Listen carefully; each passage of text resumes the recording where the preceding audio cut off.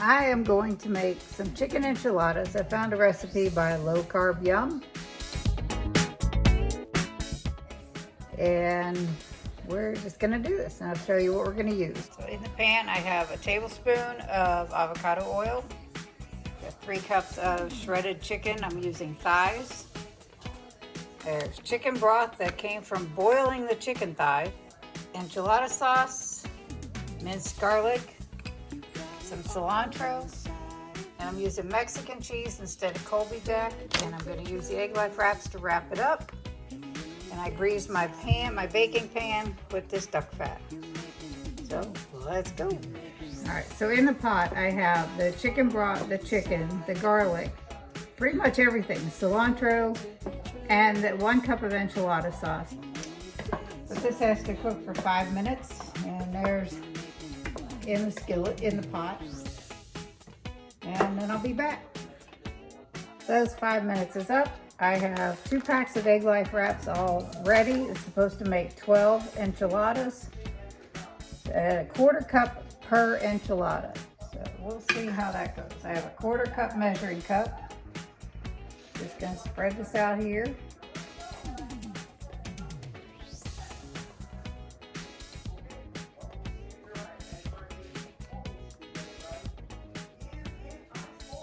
All right, if it stays in the tortilla, that would be good. Or in the egg life wrap, whatever you want to call it.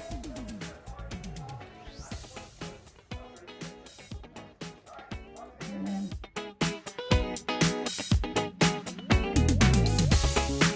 You got it all inside of you. Feel it to be true. And when you dance, I'm in the groove. You make me move. You make me move. You got it all inside of you. Feel it to be true. And when you dance, I'm in the groove. You make me move.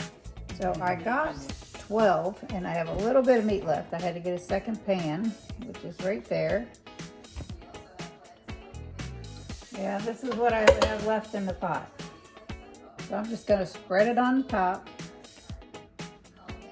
and then put the sauce and cheese on. Okay, I've got them ready to go in the oven. They have to bake for 10 to 12 minutes or until the cheese melts and all that. And I'll show you when it's ready. There's the finished enchiladas, both pans. And we're gonna plate it up and do a taste test. My guinea pig gonna try the enchiladas. Man, the guinea pig is here. Maybe. That's the egg life wraps. No good snack. It's hot. It's good. See? It's good? See? All right. All right, now it's my turn to try it. They've been smelling good.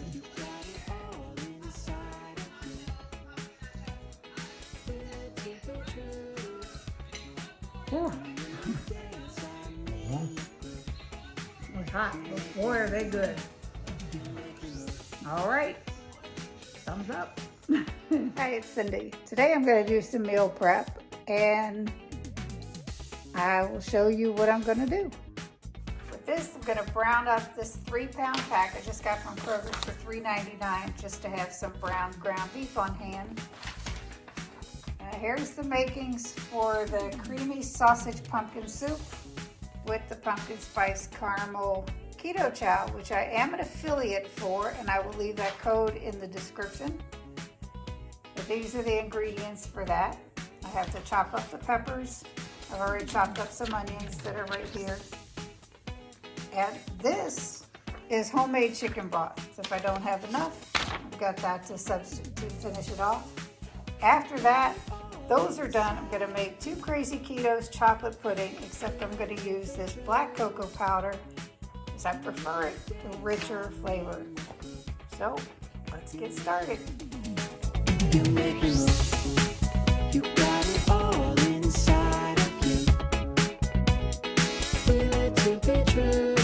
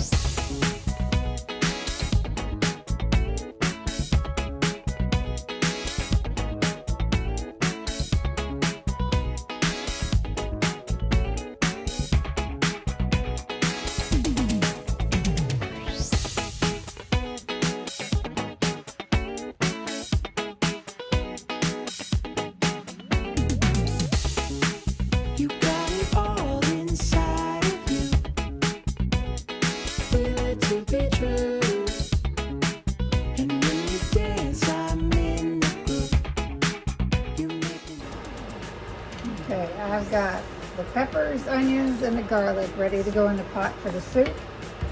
Got all the spices measured out in here, and then the cans are open, ready to go. The tomatoes, the pumpkin, the diced chilies. Got the chicken broth all measured out, and the heavy cream measured out. And Max is roaming around down here on the floor. In this pot, I have my ground beef browning, just to have on hand. And like I said before, we can mix it with some taco seasoning when we want some, or just mix it with some scrambled eggs, which is really, really good and easy once the meat's brown. That's all you gotta do. And here, the sausage is brown. Get ready to drain this and add in the peppers, onions, and garlic. And let's go.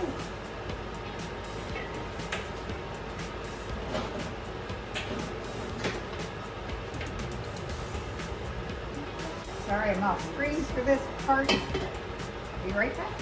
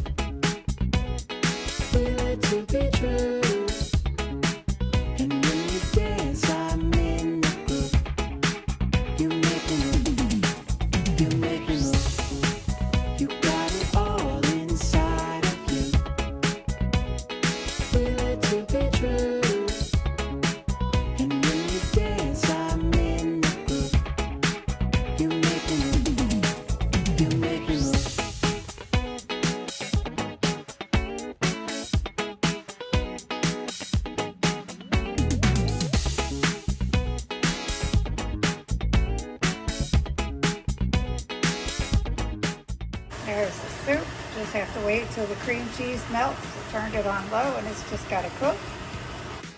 Ground beef is all browned and bowled, and waiting for it to cool so I can put the lid on and put it in the refrigerator. I'm going to work on the pudding. I'll put the eggs in the blender and then in the skillet. I'm going to work on the pudding. I'll put the eggs in the blender and then in the skillet. I do not have a Vitamix, so I have my Ninja blender, and that's it.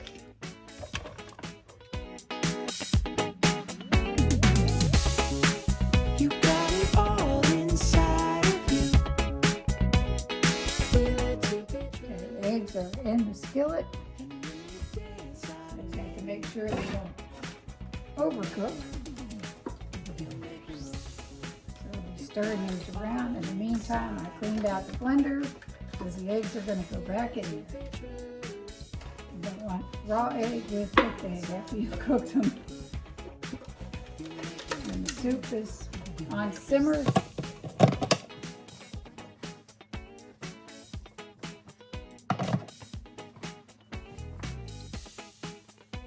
It's foamy. I did put some butter in my skillet, even though it's a non-stick skillet.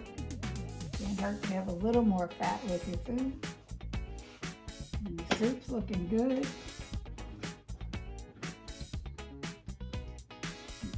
Cream cheese is almost all the way melted. This will be for our dinner tonight, so I'll just put it on the back burner and reheat it if necessary. This might hold the heat. We went out to go to the store to get peppers today, and we bought some, or we went to McDonald's first and got a couple quarter-pound patties with cheese for our first meal. And then, like I said, the soup will be for dinner. So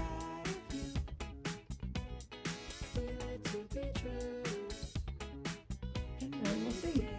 And I'll be back when the eggs are scrambled. Brian is tasting the soup. He can't wait till later. The guinea pig is hungry. Check out the sign on the door behind him. That says the garage door. That's good. I ain't waiting. Oh, yes, you Oh, are. no, not. Oh, boy. You done? I'm done. You done messing around? That was good. Okay. Dinner tonight. Maybe I'll make some biscuits to go with it that don't get me. Some keto chow biscuits. What do you think? That'll work. All right. Eggs are done. I'm going to finish mixing up the pudding, and I'll show you when I'm finished with this. The pudding going to go in the refrigerator. Brian tried it. I tried it. It tastes delicious. I did add about 4 drops of the liquid sucralose to it. Other than that, just as Joe's recipe is. Now I have this piece of pork belly that's already been smoked and frozen that I'm going to cut up, put it in the oven at 400 degrees until it's nice and crispy. And I'll show you when it's done. And the finished pork belly. Man, is it good. Nice and crispy. Crunchy and delicious. The bread is finished. That's the top. And there's the side view. No shrinkage whatsoever. So in the dehydrator, I sliced up a 4-pound pork loin. I'm going to dry that out. I had some ham. Brian's like, oh, put that in there. We had some ham left over that was already pre-sliced. So I got about 3 trays of that. So we'll see how that goes when it's done. There's the ham out of the dehydrator. 4 pounds of pork loin that I sliced up. And that's what I got out of it. And this was the rest of some sliced ham that we had in the refrigerator. It is all good.